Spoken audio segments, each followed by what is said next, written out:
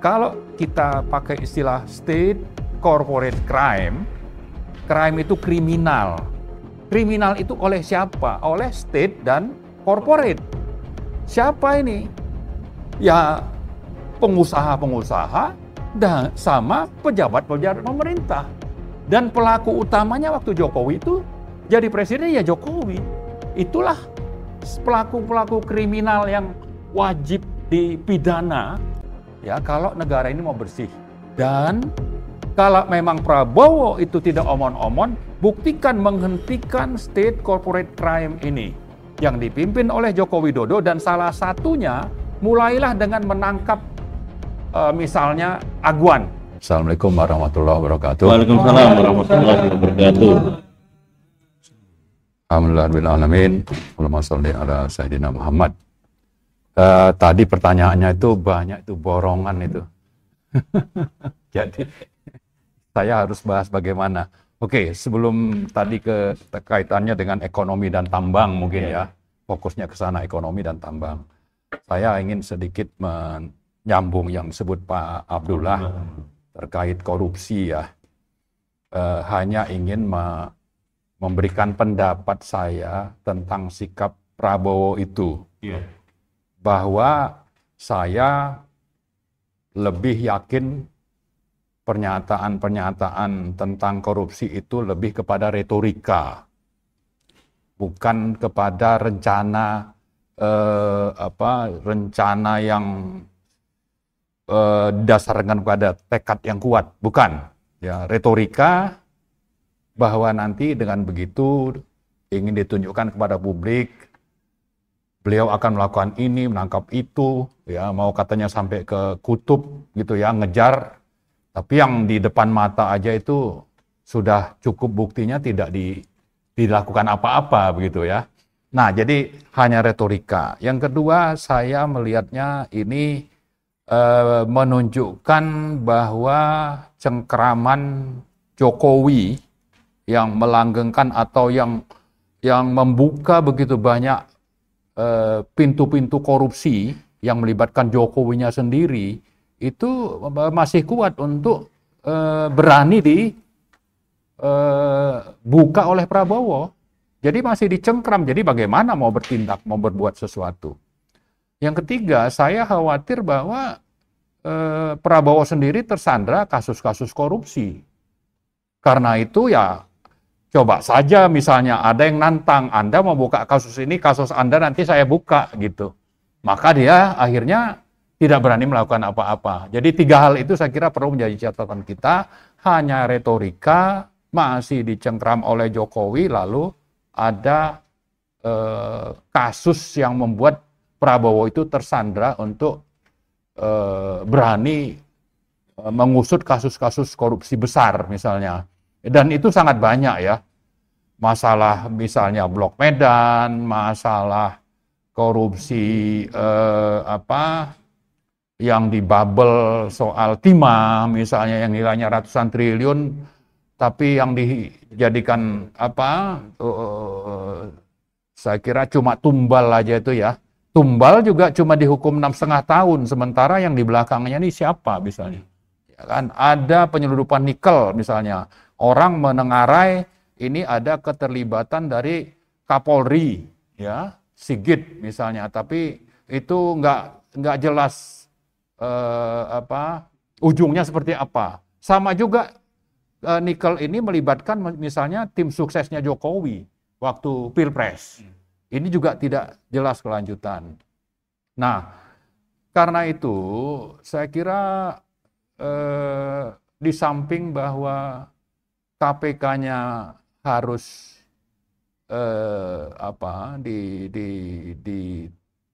dirubah undang-undang dasar untuk melakukan penuntasan korupsinya. Tadi Pak Abdullah sudah sebutkan tentang perlunya penerbitan Perpu, dan kalau itu bicara Perpu itu ada ranah yang memang lebih dominan peran presidennya, Prabowo-nya. Ini jadi tantangan bagi Prabowo. Kalau Anda memang bukan retorika, cuma omon-omon, ya buktikanlah dengan Anda menerbitkan perpu bahwa korupsi ini sudah sangat banyak merugikan negara dan rakyat, maka buktikan dengan menerbitkan perpu. Saya kira rakyat akan mendukung itu.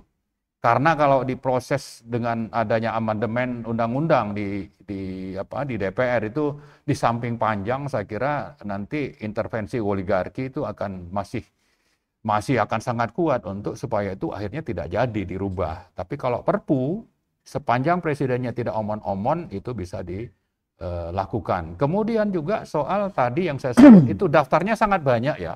Bisa lebih dari 10 kasus-kasus besar yang bisa ditunjukkan oleh Prabowo bahwa dia serius ingin menuntaskan kasus itu. Tapi kalau dengan ucapan dengan pernyataan mau damai, ini saya kira ya retorika dan omon-omon saja, dan kita tidak banyak berharap.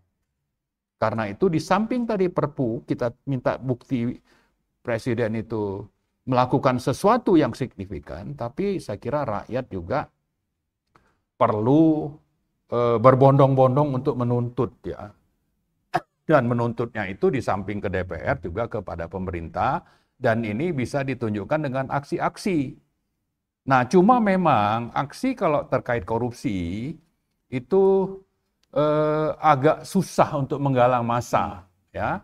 Maka saya kira yang bisa menggalang massa, yang akhirnya nanti dari situ rakyat ini bisa menuntut ke masalah korupsi, tapi dimulai dengan kasus yang justru menyangkut hidup dan kelangsungan hidup orang secara kemanusiaan ya.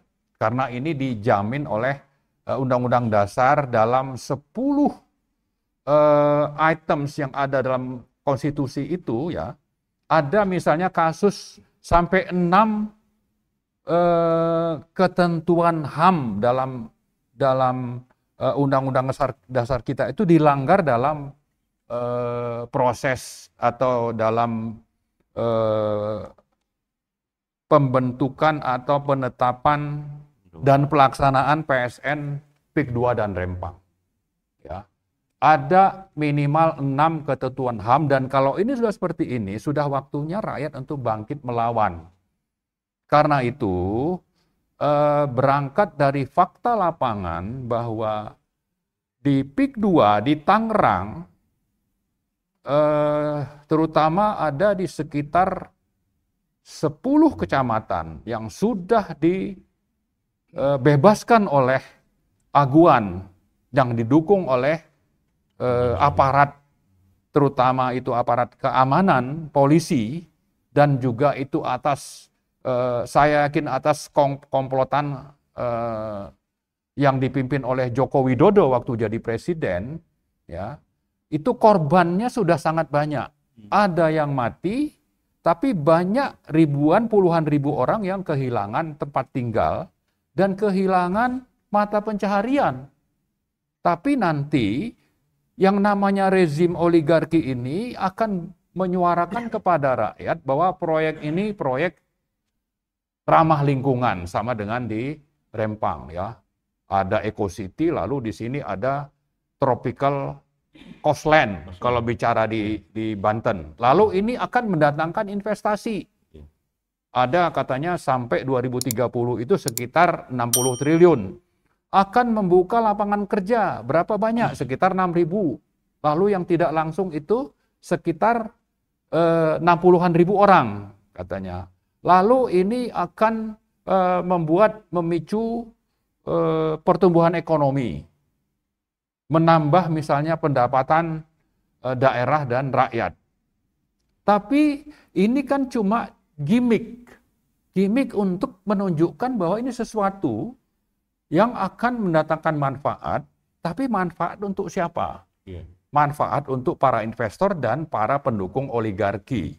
Tapi rakyat yang saya sebutkan tadi, ya, itu kehilangan tempat tinggal dan mata pencaharian.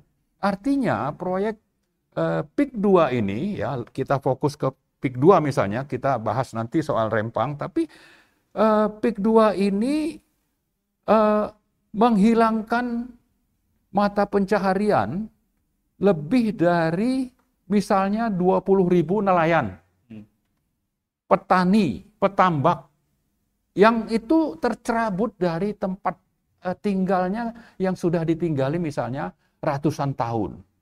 Alasannya tadi itu, ini mendatangkan investasi, ini hijau, ini akan ada pertumbuhan ekonomi, membuka lapangan kerja. Tapi untuk siapa? Nanti pekerjanya seperti yang terjadi di sektor nikel, disebut hilirisasi, tapi mayoritas pekerjaannya itu dari Cina.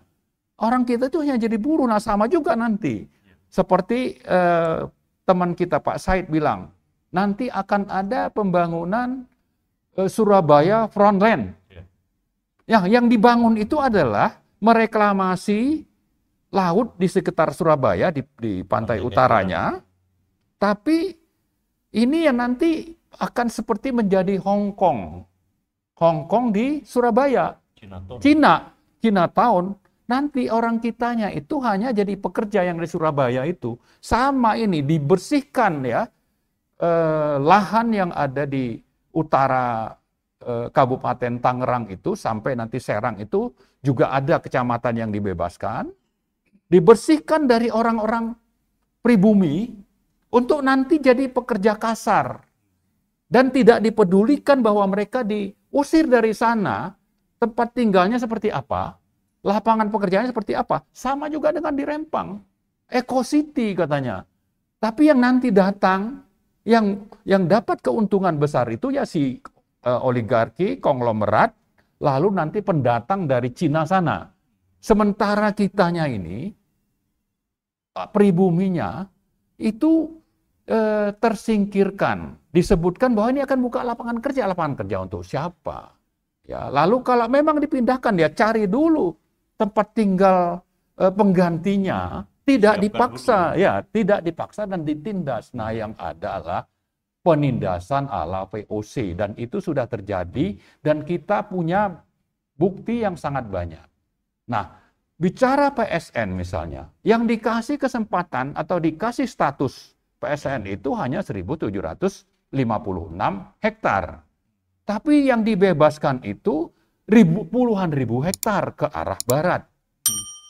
Lalu memakai label bahwa ini proyek PSN. Padahal yang dapat status itu hanya 1.700. Yang puluhan ribu itu hanya dipakai oleh si rezim oligarki itu sebagai alat untuk menyingkirkan rakyat secara paksa, secara zolim. Jadi rakyat itu disingkirkan secara zolim oleh rezim ini. Yang dipimpin siapa waktu itu? Joko Widodo. Lalu ada Agwan di sana dan sekarang banyak, ya, termasuk dari DPD yang namanya Yoris Sampono yang dari PANI misalnya, itu ikut-ikutan memanipulasi rakyat untuk mengatakan ini sesuatu yang benar. Padahal tadi kezoliman itu sudah sangat faktual di lapangan. Itu sebabnya, kalau tadi saya bilang, rakyat untuk bangkit, ini contoh nyata ini. Kalau Anda peduli, mari bangkit rame-rame. Nanti kita akan ada deklarasi perlawanan di tahun depan, mulai dari PIK, dari Tangerang, deklarasi perlawanan terhadap rezim oligarki yang kelihatannya ini masih bercokol, meskipun presidennya sudah berganti. Jadi buktikanlah bahwa Prabowo ini tidak omon-omon. Misalnya, tidak boleh ada negara dalam negara, akan memberantas korupsi, dan ini hanya bisa terjadi kalau ada perlawanan rakyat. Kalau tidak, itu Prabowo hanya omon-omon, buktinya ya seperti itu.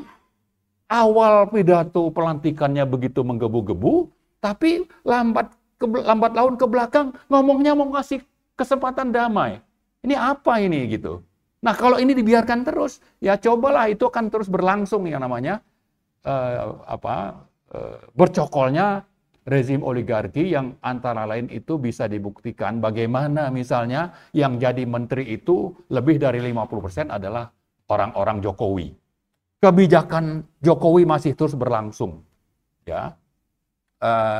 Dan saya kira kalau bicara kembali ke masalah korupsi ini tidak akan ada hasil yang akan kita peroleh sepanjang rakyat itu hanya diam saja. Jadi Kalau kita pakai istilah state corporate crime, crime itu kriminal. Kriminal itu oleh siapa? Oleh state dan corporate. Siapa ini? Ya pengusaha-pengusaha dan sama pejabat-pejabat pemerintah. Dan pelaku utamanya waktu Jokowi itu jadi presiden ya Jokowi. Itulah pelaku-pelaku kriminal yang wajib dipidana ya kalau negara ini mau bersih. Dan kalau memang Prabowo itu tidak omon-omon, buktikan menghentikan state corporate crime ini yang dipimpin oleh Joko Widodo, dan salah satunya mulailah dengan menangkap misalnya Agwan.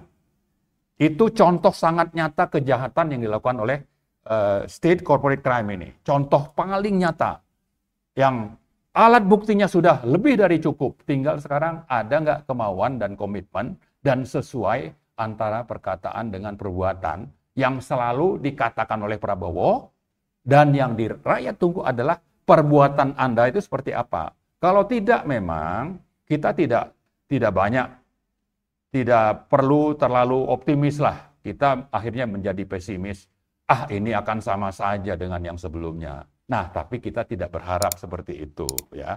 Kita mau Prabowo sebagai jenderal ya, buktikanlah bahwa Anda itu adalah prajurit Sapta Marga yang setia dengan sumpah Sapta Marga itu. Ya. Jangan hanya omon-omon, tapi buktikan dengan tindakan nyata dan hentikan sepak terjang oligarki yang sudah sangat mencengkram Indonesia saat ini. Saya kira itu mungkin.